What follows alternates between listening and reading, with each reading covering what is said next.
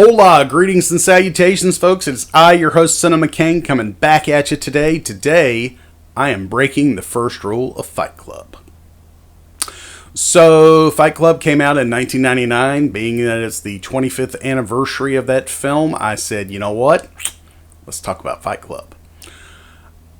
When Fight Club first came out, it did terribly at the box office. However, it was coming off of David Fincher's success from the movie Seven, which is a phenomenal thriller that at some point I'll talk about on the channel too.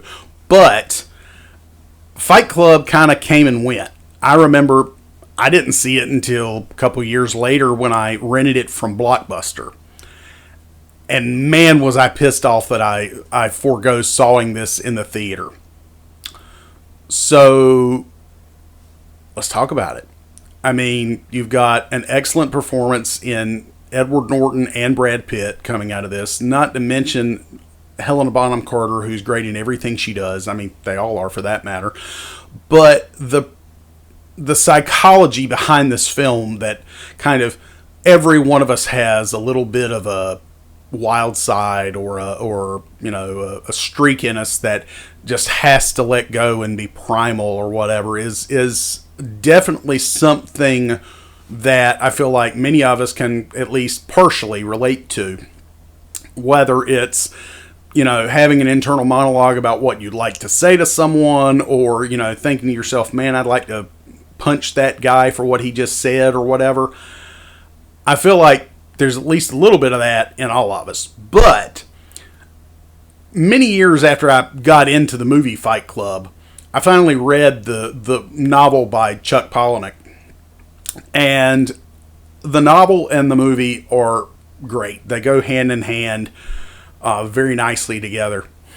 But the characterization as presented in the novel and the characterization as presented on film, I would say, are at least slightly different.